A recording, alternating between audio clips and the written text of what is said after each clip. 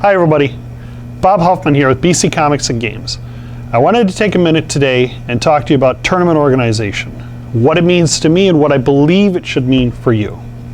So, what is tournament organization? For me, tournament organization is the preparing for and facilitating of the running of a professional event. So, what is a professional event?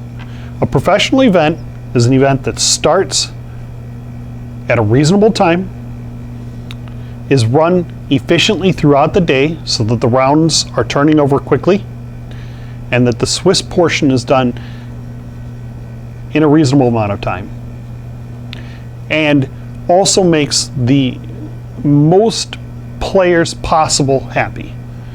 Now, you notice that I put an addendum of possible in there.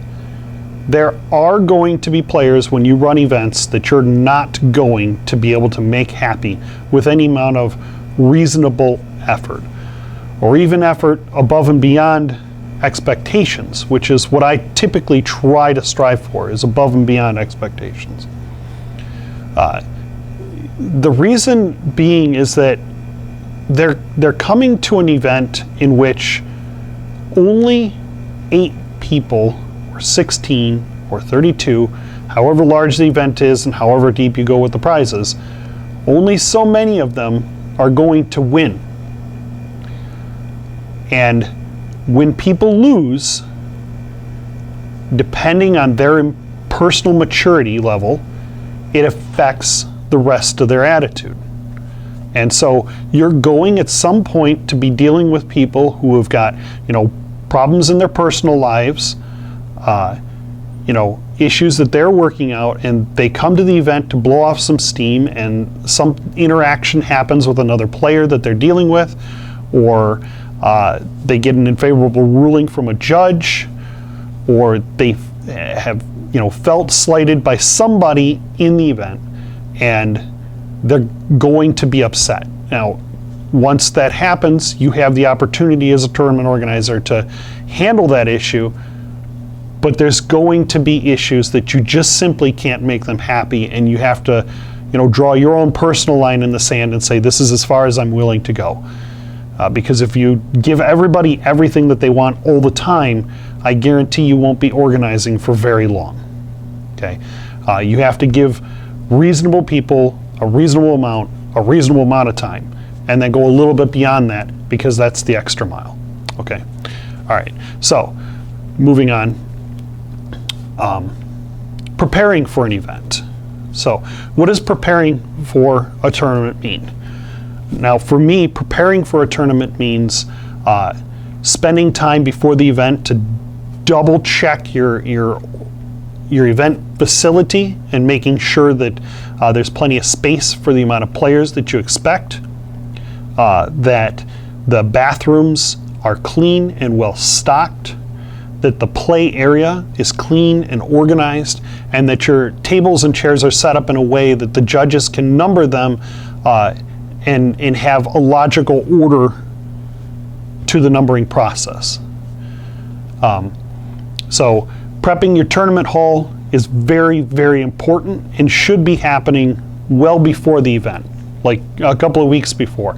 Sometimes you have situations with venues that you're renting and they're running an event the day before you, so you don't have that time, and you've just got to get in there as early as you can and prep that hall and make sure that it's clean, organized, and looking right. Now, if this is your personal store, obviously you should be spending time cleaning your store on a regular basis, but if you're running something special or different or unique, like your first PBTQ, I would highly recommend having your head judge that you've contracted come in with you and look around the place and make some suggestions on what you could change before the event to make it a more successful, well-run event. So prepping for the event, stage 1, I would say, is making plans for your play area to make sure that it's presentable for players, clean, and accessible for the judges. You need to make sure that the judges have an area to do deck checks that's separated from the rest of the event. That's very important. You can't have players in the middle of the event seeing deck lists for other players. And just making sure that you're taking that extra time to spend a little bit of time thinking about the people that are going to be working for you that don't typically work for you. Okay, so moving on. Another big aspect of preparing for an event is advertising. We all should know about Facebook at this point. You should have a website with schedule of events, calendar on your website, and I want to take a minute when I'm talking about advertising to talk about, some online etiquette. Typically speaking, Facebook groups are intended for players to communicate with each other about trades, decks that they want to build, talking themselves about events that they're planning on going to.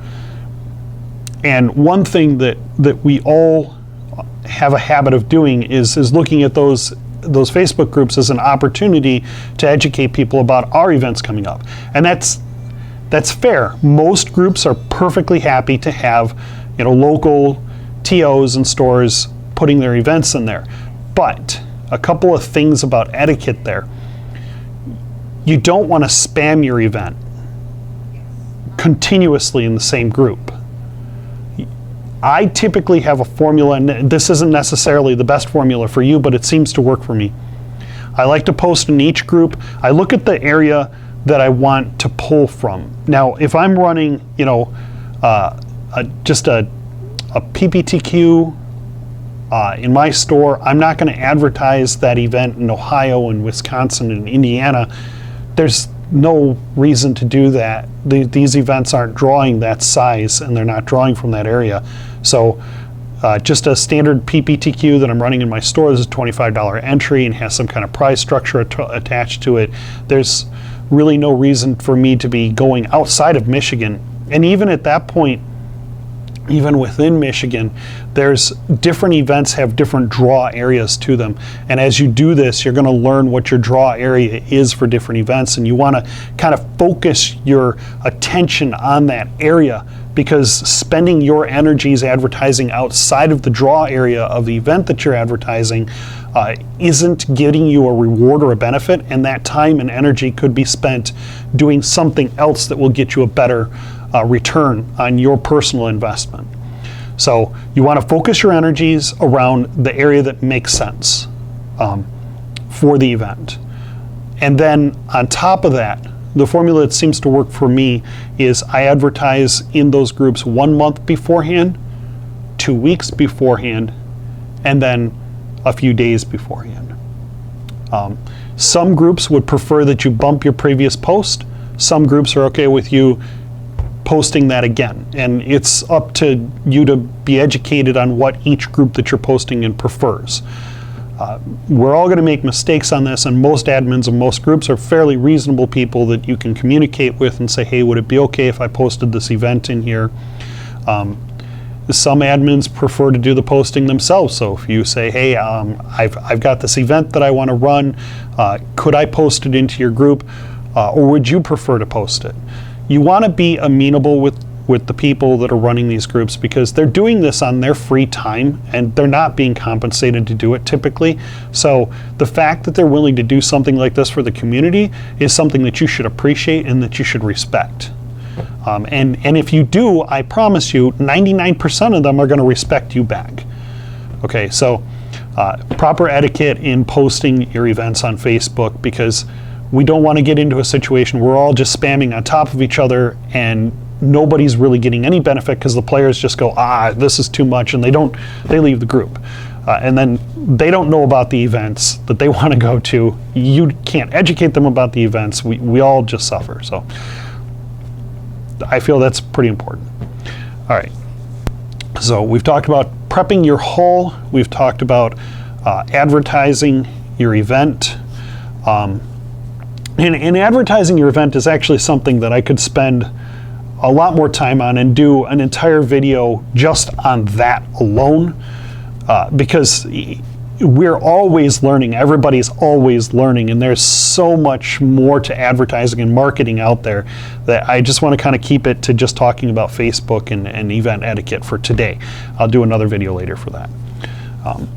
So another aspect of prepping for your event is making sure that you contracted the people that you want to work for you beforehand, whether that be employees that you have working for you already that you need to schedule for that day, whether that be people you're going to hire to come in and contract for that specific day alone to work your event.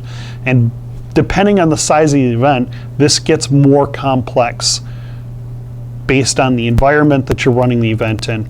But for the sake of a store that's running a PPTQ for the first couple of times in their store, you're typically going to want a level 2 judge and at least one judge to work with him.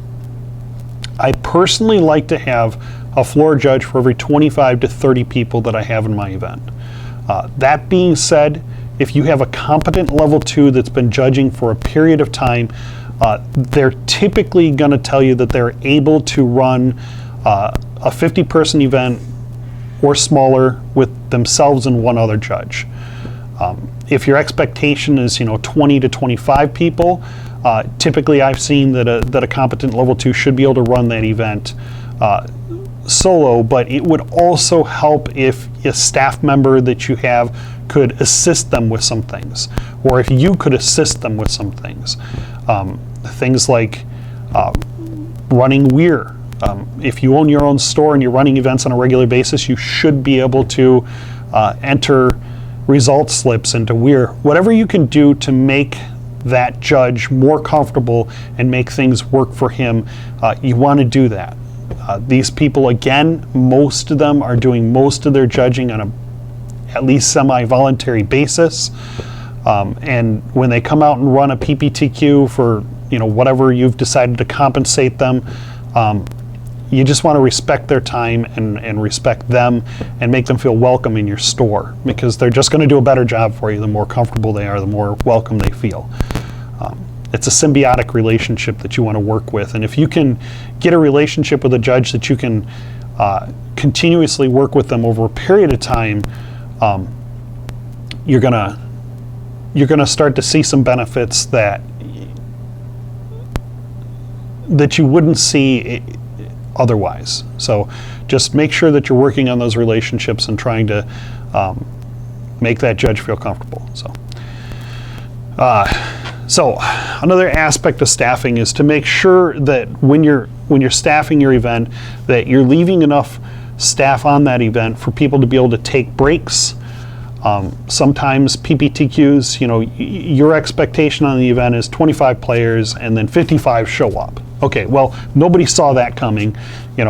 Obviously, there's not a whole lot you can do beforehand, but if you have scheduled yourself and one other judge, and just the head judge for that 25-man event, you might have put yourself in a position where he can't take a break, you can't take a break.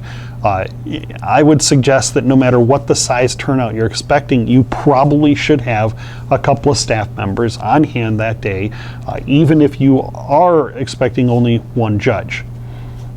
If your expectation is higher than that, then obviously you need to scale that staffing to match it. This is an area that I had to learn on. In the past, I've been on both ends of the spectrum. I've severely understaffed events and I've severely overstaffed events. When you overstaff an event, it eats into your profitability and it makes it more difficult to run events again in the future. When you understaff an event, you run the risk of having disgruntled employees and or judges who don't really want to work with you again in the future, and that's bad for your business. So, moving on, another aspect of preparing for an event is to try to get a reasonable expectation on the event. I've been talking about, prepping for expectations, but how do you get a reasonable expectation? Well, when you advertise appropriately and you have Facebook event created, there's the option for people to click interested or going. Going, they actually have to go back and re-click that. So if you've got somebody saying they're going with the current way that Facebook works, they're most likely going to show up to your event. If you have someone that clicks interested, there is some percentage of those people that will show up. We don't know what it is yet, but it's some percentage. We've had events where 100% of those people showed up, and we've had events where 25% of those people show up. But if you look at things like this, if you look at max expectation and minimum expectation, you can get a bandwidth where somewhere in the middle there, about halfway through, is a reasonable expectation. So if you've got 20 people saying that they're going, and you have 30 people saying that they're interested, that means that your max expectation should be about 50, and your minimum should be about 20. So you should probably prep for about 30, 35 people. If you're prepped for 30, 35 people, and you have 45 show up, you can make some adjustments there. But this kind of leads into talking about pre-registrations and capping events. Pre-registrations is something that BC Comics is definitely doing more with as we go forward. It's something that I feel very strongly is becoming more and more necessary for successful event running. And then capping events. If you're running your event in an area where you can only fit 50 people, it is just simply your responsibility to tell those people that you can't fit more than 50 people. If you're not capping an event and you can't seat 150 people in your hall and you're running a PPTQ, then that's a little bit irresponsible. And I've been guilty of that myself. You know, I'm not pointing a finger at people here. I'm saying these are things that I've made mistakes on and that I've had to learn about. In BC Comics Fenton, I feel comfortable with 150 people in my building. I don't want to ever have more than 200. So if I cap an event, I'm probably going to put a soft cap of 150 people and a hard cap of 175. So if I'm running an event that I think the expectation on that event is going to go over 175 people, then I'm probably going to be looking to run this event outside of my store. If I'm expecting that it's going to be 100 to 150 people, I'll advertise that there's a cap of 150, and I'll tell the players my expectation is 100 people. So they know what the expectation is, I know what the expectation is. It's open communication both ways.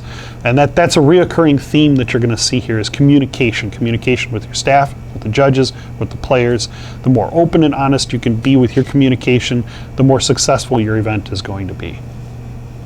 So we've covered a lot of ground when we come to prepping an event. And at this point, I think it's probably best if we just end this conversation here and I prepare to run another video on the actual facilitation portion of the event, because there's as much, if not more, ground to cover there. Thank you very much for coming out and joining me today. I hope that you're able to get something out of this and make your events more successful. If you have any questions, just post in the comments below. Ask me anything about running tournaments. If you're a player watching this, I look forward to seeing you potentially at the Greater Michigan MTG Brawl on June 4th. We will have pre-registration for that event by the end of the week here through Constant Contact. The event cap on that one is 300 players. So I'm really looking forward to running it. It's a really exciting event, and we're going to do a lot of more good stuff like this. So thanks for joining me today. Have a great day.